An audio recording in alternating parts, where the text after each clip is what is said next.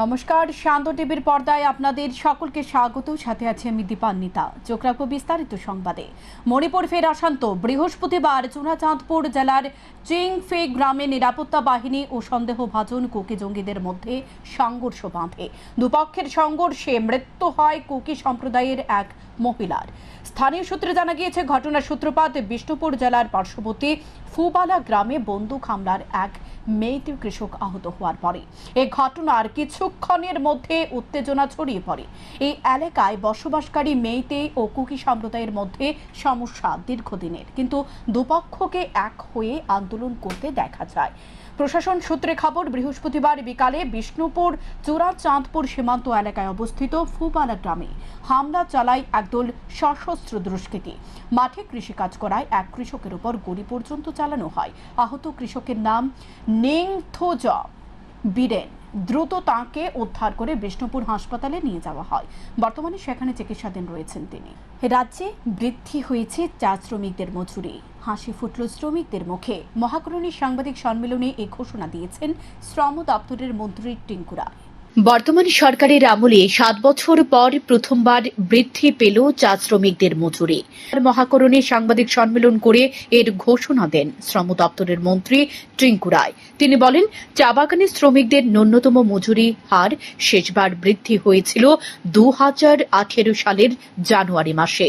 প্রাপ্তবয়স্কদের 105 টাকা থেকে 176 টাকা এবং অপ্রাপ্ত বয়স্কদের 52.50 টাকা থেকে 88 টাকা বৃদ্ধি করা হয়েছিল। সম্প্রতি চা শ্রমিকদের ন্যূনতম মজুরি সংশোধনের দাবির ভিত্তিতে রাজ্য সরকার 46 সুরমা বিধানসভা কেন্দ্রের বিধায়িকা স্বপ্না দাস পালের সভাপতিত্বে 6 মাসের জন্য 10 সদস্যের একটি কমিটি গঠন করেছে। ত্রিপুরা চা বাগানের কর্মসংস্থানে কর্মরত শ্রমিকদের ন্যূনতম মজুরির হার সংশোধনের সুপারিশ করার সময় এই কমিটিকে সমস্ত দিক বিবেচনা করার দায়িত্ব দেওয়া হয়েছে। কমিটি ন্যূনতম মজুরির হার সংশোধনের সাথে সম্পর্কিত বিদ্যমান সকল ধরনের কাজের ধরনগুলিও বিবেচনা করবে। এই কমিটি গত 28 মে চা শ্রমিকদের ন্যূনতম মজুরি সংশোধনের জন্য স্বপ্না দাস পালের সভাপতিত্বে এবং অন্যান্য সদস্যদের উপস্থিতিতে এক আলোচনা সভা অনুষ্ঠিত হয়। এই আলোচনা সভায় উপস্থিত ছিলেন চা উন্নয়ন কর্পোরেশন লিমিটেডের চেয়ারম্যান সমীর রঞ্জন ঘোষ, আমন্ত্রিত সদস্য সঞ্জয় বাগচি সহ অন্যান্যরা। এরপর কমিটি সার্বিক দিক বিবেচনা করে রাজ্যের চা বাগান শ্রমিকদের স্বার্থে ন্যূনতম মজুরির হার 16% বৃদ্ধি করার সুপারিশ করেছে।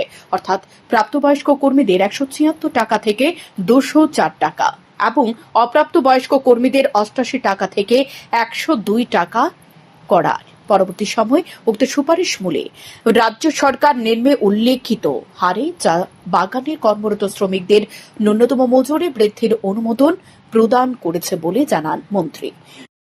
এবং বৃদ্ধি হয়েছিল 2018 সালে, যেখানে 105 টাকা মজুরি ছিল সেটা থেকে বাড়িয়ে 176 টাকা করা হয়েছিল এবং অপ্রাপ্ত বয়স্ক যারা শিশু শ্রমিক তাদের এখানে যারা কাজ করেন তাদেরকে 52 টাকা থেকে বাড়িয়ে 88 টাকা করা হয়েছিল। এটাকে আমরা কয়েকদিন আগে চা সমিতির ন্যূনতম মজুরি সংশোধনের দাবির ভিত্তিতে রাজ্য সরকার, আমাদের মাননীয় বিধায়িকা আমাদের সঙ্গে উপস্থিত রয়েছেন শ্রীমতী স্বপ্না দাস পাল মহোদয়া, এবং আমার সঙ্গে রয়েছেন সমীর ঘোষ বাবু উনি, এবং আমাদের চা বাগানের আধিকারিকগণ এবং শ্রমিকদের একটা জয়েন্ট কমিটি আমরা তৈরি করি এবং এই 10 সদস্যের কমিটি গঠন করা হয়েছিল ত্রিপুরা চা বাগান কর্মসংস্থান কর্মরত শ্রমিকদের ন্যূনতম মজুরির হার সংশোধনের সুপারিশ করার সময় এবং কমিটি সমস্ত দিক বিবেচনা করার দায়িত্ব দেওয়া হয়েছে। কমিটির ন্যূনতম মজুরির হার সংশোধনের সাথে সম্পর্কিত বিদ্যমান সকল ধরনের কাজের ধরনগুলিকে বিবেচনা করবে। তদনুসার উক্ত কমিটি গত 28/5/2025 তারিখে চা শ্রমিকদের ন্যূনতম মজুরি সংশোধনের জন্য শ্রীমতী স্বপ্না দাস পাল মহোদয়ার সভাপতিত্বে ও অন্যান্য সদস্যদের উপস্থিতিতে এক আলোচনা সভা অনুষ্ঠিত হয়। এই আলোচনা সভায় উপস্থিত ছিলেন বিশেষ আমন্ত্রিত সদস্য ত্রিপুরা চা উন্নয়ন কর্পোরেশন লিমিটেডের চেয়ারম্যান ছিলেন সমীর রঞ্জন ঘোষবাবু, আমন্ত্রিত সদস্য সঞ্জয় বাগচি, সচিব সুরমা ভ্যালি শাখা ইন্ডিয়ান টি অ্যাসোসিয়েশনের আসাম, এবং শ্রী জয়দেব সরকার সভাপতি কে নগর টিএস লিমিটেডের ছিলেন। উক্ত কমিটি সার্বিক দিক বিবেচনা করে রাজ্যের চা বাগান শ্রমিকদের স্বার্থে ন্যূনতম মজুরি হার 16% বৃদ্ধি করার সুপারিশ করেছে। আমরা একবার নয়, অনেক সময় ওদের সঙ্গে কথা হয়েছে এবং বাগানে গিয়েও মনোবলী বাগানে তো একটা আয়োজিত সাংবাদিক সম্মেলনে উপস্থিত ছিলেন দপ্তরের অন্যান্য আধিকারিকরা। শান্তন টিভি। দীর্ঘদিন পর কুখ্যাত মানব পাচারকারীকে জালে তুলতে সক্ষম হলো জিআরপি পুলিশ। অভিযুক্ত মানব পাচারকারীর নাম শরীফ মিয়া। তার বাড়ি কমলচূড়া দুধপুকুর সংলগ্ন এলাকায়। সে দীর্ঘদিন ধরে মানব পাচারে জড়িত। পুলিশের কাছে আগে থেকে তার বিরুদ্ধে মানব পাচারের অভিযোগ ছিল। সে অভিযোগের নিরিখে পুলিশ তাকে শুক্রবার ভোরবেলা আটক করেছে। জিআরপি পুলিশ এদিন কলমচূড়া থানার পুলিশের সহযোগিতায় এবং বিএসএফের সহযোগিতা নিয়ে আটক করেছে অভিযুক্তকে। বৃহস্পতিবার তাকে আদালতে তুলে পুলিশ রিমান্ডে জানায় দাবি করেছেন জিআরপি পুলিশ। পুলিশের ধারণা তার সাথে আরো অনেকে জড়িত রয়েছে। সিপাহীজলা জেলার অন্যতম কুখ্যাত মানব পাচারকারী সে। তার অধীনে থাকা যারা রয়েছে তারা বর্তমানে পলাতক। তবে পুলিশ তার কাছ থেকে সমস্ত তথ্য সংগ্রহ করে বাকিদের জালে তুলতে সমস্ত রকম চেষ্টা করবে বলে জানা যায়। এদিন জিআরপির ওসির কাছ থেকে এমজিএন অসংগঠিত শ্রমিকদের বঞ্চনার প্রতিবাদে গণডেপুটেশন দিল অল ত্রিপুরা অসংগঠিত শ্রমিক কংগ্রেস। শুক্রবার প্রদেশ কংগ্রেস ভবন থেকে এক বিক্ষোভ মিছিল সংগঠিত করে দলের নেতৃত্ব ও কর্মী সমর্থকরা। এদিন বিক্ষোভ মিছিলটি আগরতলা শহরের বিভিন্ন পথ পরিক্রমা করে সচিবালয়ে গ্রাম উন্নয়ন দপ্তরে গিয়ে ডেপুটেশন প্রদান করেন। অল ত্রিপুরা অসংগঠিত শ্রমিক কংগ্রেসের চেয়ারম্যান শান্তনু পাল জানায়, বর্তমান সরকার যেসব প্রতিশ্রুতি দিয়ে সরকারের প্রতিষ্ঠিত হয়েছিল তার কোনোটাই পালন করছে না গত 7 বছরে। এর মধ্যে সবচেয়ে বড় বঞ্চনার শিকার রেগা ও টুইপের শ্রমিকরা সমানভাবে মজুরি পাচ্ছে না। তাই দপ্তরের অধিকর্তার কাছে গিয়ে দাবি জানানো হবে শ্রমিকদের বছরে 200 দিনের কাজ দিতে হবে, শ্রমিকদের মজুরি 500 টাকা করতে হবে, তালিকাভুক্ত সমস্ত শ্রমিকদের মজুরি সমানভাবে দিতে হবে। পাশাপাশি আরো দাবি জানানো হবে কাটমানি যেন বন্ধ করা হয়। একই সাথে দাবি জানানো হবে সীমান্তের কাঁটাতারের ওপারে যারা ভারতীয় রয়েছেন তাদের মধ্যে যারা রেগা শ্রমিকের যোগ্য তাদের আওতায় আনতে হবে। পাশাপাশি অন্যান্য বিষয়ে দাবি হলো বর্তমান সরকার প্রতিষ্ঠিত হওয়ার পর যে শ্রমিকদের নামের তালিকা থেকে বাদ দেওয়া হয়েছে তাদের পুনরায় অন্তর্ভুক্ত করতে হবে। এছাড়াও দাবি রয়েছে কাজের 7 দিনের মধ্যে তাদের মজুরি ব্যাংক অ্যাকাউন্টে দিতে হবে। অন্যতম দাবি হিসেবে তুলে ধরা হয় যারা ডিডিটি শ্রমিক রয়েছে তাদের নিয়মিত করতে হবে, কারণ দেশের মধ্যে সমস্ত রাজ্যে তাদের নিয়মিতকরণ করা হয়েছে। একমাত্র ত্রিপুরা রাজ্যে তাদের অনিয়মিতভাবে চাকরি করতে হয়েছে। মাত্র 216 টাকা মজুরি দেওয়া হয় তাদের মজুরি বৃদ্ধি করা সহ নিয়মিতকরণের দাবিতে ডেপুটেশন বলে দাবি করেন তিনি। বিগত দিন সরকার আসার আগে বলেছিল, ভীষণ ডকুমেন্টে লেখা ছিল যে রেগা শ্রমিকদের তাদের বেতন বৃদ্ধি করবে, কিন্তু আজকে অবধি কোনো কিছু হয়নি। আমরা সেটা নিয়ে আজকে ডেপুটেশন এবং আমাদের দাবি নিয়ে আমরা আজকে ওনার কাছে যাচ্ছি এবং আমরা জানতে চাই যে আমাদের সেই দাবিগুলি সম্বন্ধে উনি কি করেছে এবং কি করবে। আমাদের প্রথম দাবি রেগা শ্রমিকদের বছরে 200 দিনের কাজ দিতে হবে এবং তাদের মজুরি 500 টাকা করতে হবে। তালিকাভুক্ত সকল রেগা শ্রমিকদের সমানভাবে দিতে হবে তাদের মজুরি। কারণ আমরা দেখেছি বিগত দিনে এবং এখনো আমরা দেখতে পাই যে গ্রামে বলুন আর শহরে এএমসিতে বলুন, যারা রেগার কাজ করছে তাদের সবাই সমানভাবে তারা টাকা পায় না। কেউ পাচ্ছে 180 টাকা, কেউ পাচ্ছে 190 টাকা, এখান থেকেও তারা কাটমানি নিয়ে যাচ্ছে। কিন্তু এরকমভাবে কী করবে, টাকাই পায় 200 টাকার মতো, সেই টাকা থেকে এরকমভাবে রোদ্রে বৃষ্টিতে পরিশ্রম করছে, এটা থেকেও তারা কেটে নিয়ে যাচ্ছে।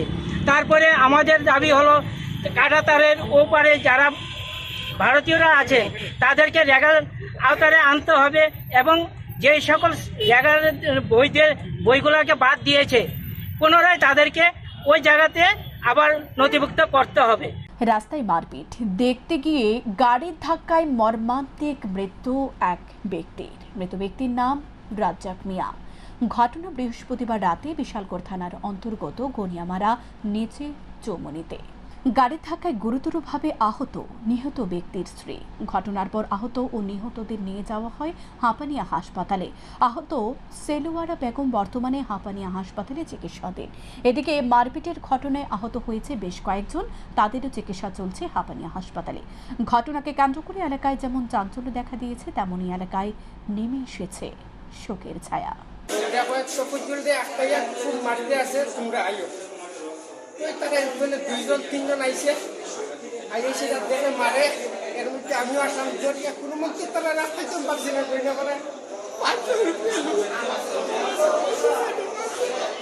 সবরে মানে উঠতে আছে। চকুর দিয়ে মারিয়ে মাথা ফাটাইছে, হাতে লইয়া খাইতে আসে, আরেকজনে মারে জড়িয়ে মারিয়ে সব রাস্তা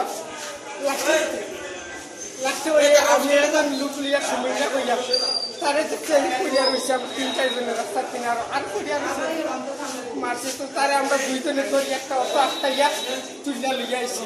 একসাথে কি হইতে আছে পরে তার বুঝতে পাই বুনিয়ামারা উপরে চমনি, আচ্ছা নিচের চমনি একটা ঝগড়া হয়েছিল তাদের মধ্যে।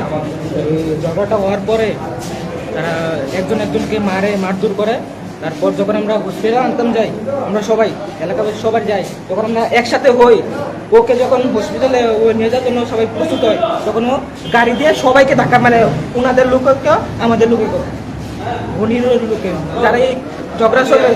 কয়জনটা ধাক্কা মারছে? প্রায় 7-8 জন। আহত কয়জন?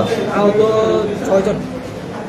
আসামের গুয়াহাটি থেকে আমদানি করা শুকর ফিরিয়ে দিল উত্তর জেলার শুকর ব্যবসায়ীরা। ঘটনার বিবরণে জানা যায়, ধলাই জেলার মনুর এক যুবক গুয়াহাটি থেকে কিছু শুকর ক্রয় করে একটি গাড়িতে করে রাজ্যের উদ্দেশ্যে নিয়ে আসে। গাড়িটি চুরাইবাড়ি সেল ট্যাক্স অফিসের সামনে আসার পর উত্তর জেলার শুকর ব্যবসায়ীরা গাড়িটিকে আটক করে এবং প্রশাসনের সাহায্য নিয়ে গাড়িটিকে ফিরিয়ে দেয়। বাধ্য হয়ে শুকর বোঝাই গাড়ির চালক গাড়িটিকে নিয়ে পুনরায় আসামের উদ্দেশ্যে চলে যায়। উত্তর জেলা শুকর ব্যবসায়ীরা জানায়, বহিরাজ্য থেকে রাজ্যে শুকর আমদানি করার উপর নিষেধাজ্ঞা রয়েছে সরকারিভাবে। তারপরে রাজ্যে নিয়ে আসা হয়েছে শুকর, তাই তারা প্রশাসনের সাহায্য নিয়ে শুকর বোঝাই গাড়িটিকে ফিরিয়ে দিয়েছেন। মালটা মিঠুন চাকমানে আর কথা কইছিল। ও কোন দানে হয়ে আছে? ও তো মনুর। হ্যাঁ মনু আছেন তাই নিয়ে আবার কথা কইছিল, আইনলো না তো এখন। তা আপনি কই নিয়ে গাড়িটা আপনি আনলোড করবেন? আনলোড এই জায়গায় করতে চাইছিলাম, কিন্তু এখন মানুষটা আইলো না। এই মালের মালিক কি আপনি? হ্যাঁ। যাইব কই? তো আমরা ত্রিপুরা গেট পার করে ওখানে মনু তোমার মনে যাইব লইয়া? আমরা তো জানবো না, অন্য গাড়ি যাইব। আচ্ছা, এই গাড়ি যখন যে অবস্থা দেখলাম আমি, আস্থা দেশের যে এইদিকে থাকি তো ওইদিকে শুকর আনি বিক্রি করার কথা না। এটা তো আমি হনলে গম পাই না, কারণ আমি ড্রাইভার, আমি বড় গাড়ি চালাইতাম। আজকে প্রথম তুমি আমার ডাকার কারণে আমি আইসি। এই কারণে যে গভর্নমেন্ট অলরেডি ব্যান্ড অর্ডার দেওয়া আছে যাতে বাইরের মালগুলো ত্রিপুরাতে না ঢুকে। কারণ এসএফের সমস্যা, আমরা ত্রিপুরাতে অনেক ফার্মার এর বাইরে থেকে মাল আবার করে মারা যাইতেছে। তার জন্য আমরা এটা খবর পাইছি, খবর পাইয়া গাড়িটা চৌবাড়ি গেটে আটকাইছি। আটকানোর পর তারা প্রপার কোনো কাগজ দেখাইতেছে না, কইতাছে মনুর একজন লোক মালটা আনাইতেছে। হে এখন পর্যন্ত এখানে আইছে না ফিল্ডে। ওর নামটা কি? মিঠুন চাকমা কইতাছে, মাল যারা নিয়ে আইছে তারা কইতাছে মিঠুন চাকমা। খোয়াই পৌর পরিষদের উদ্যোগে শুক্রবার দুপুরে খোয়াই নতুন টাউন হলে অনুষ্ঠিত হয় খোয়াই পৌর পরিষদের অন্তর্গত 15টি ওয়ার্ডের মধ্যে বসবাসকারী মাধ্যমিক এবং উচ্চ মাধ্যমিকের প্রথম বিভাগে উত্তীর্ণ কৃতি ছাত্রছাত্রীদের সংবর্ধনা প্রদান অনুষ্ঠানে উদ্বোধন করেন বিধায়ক পিনাকি দাস চৌধুরী। এছাড়া অনুষ্ঠানের মঞ্চে অন্যান্যদের মধ্যে উপস্থিত ছিলেন খোয়াই জেলা পরিষদের সদস্য অনুকূল দাস, খোয়াই পৌর পরিষদের চেয়ারম্যান দেবাশিস নাথ শর্মা সহ অন্যান্যরা। উক্ত অনুষ্ঠানে খোয়াই পৌর পরিষদের অন্তর্গত 15টি ওয়ার্ডের 121 জন কৃতি ছাত্রছাত্রীদেরকে সংবর্ধনা প্রদান করা হয়। অনুষ্ঠানে উদ্বোধক পিনাকি দাস চৌধুরী বক্তব্য রাখতে গিয়ে বলেন, মাধ্যমিক এবং উচ্চ মাধ্যমিকের উত্তীর্ণ ছাত্রছাত্রীরা দেশের আগামী দিনের ভবিষ্যৎ, তাই তাদেরকে নিজ ভবিষ্যৎ গড়ার লক্ষ্যে আগামী দিন আরও ভালো করে পড়াশোনা করতে হবে, যাতে তারা সমাজের জন্য এবং দেশের জন্য কাজ করতে পারে। যুব সমাজ, ছাত্রছাত্রী তাদেরকে উৎসাহিত করা, যাতে আগামী দিন তারা আরও ভালো রেজাল্ট বা ভালো দিকে যেতে পারে, তার জন্য প্রত্যেকটা জায়গায় দেখছি এই সিদ্ধান্তটাকে প্রাধান্য দিয়ে প্রত্যেক জায়গায় সে আয়োজন করে থাকে এবং তারই অংশে আজকে সেই সংবর্ধনা অনুষ্ঠান। এবং আমি যতটুকু আজকে জানতে পেরেছি, বিশেষ করে এই খোয়াই পরিষদ অঞ্চলে যে ছাত্রছাত্রীরা রয়েছে তাদের মধ্যে বেশি কিছু সংবর্ধনা এবং এই জায়গায় ভালো রেজাল্ট, ভালো জায়গায় দশের মধ্যে রয়েছে সম্ভবত 3 জন। আমি বলবো সেখানে মাধ্যমিক, উচ্চ মাধ্যমিক এটা একটা বিরাট জায়গা আমাদের জীবনের লক্ষ্যমাত্রা ঠিক করা, এবং রেজাল্টটা ভালো হয়েছে অবশ্যই আমরা খুশি এবং গার্জেনরা খুশি, এবং আমরা আনন্দের সহিত বলতে পারি। এখনকার মতো সংবাদ এ পর্যন্তই। পরবর্তী আপডেট দেখতে চোখ রাখুন শান্তন টিভির পর্দায়। নমস্কার।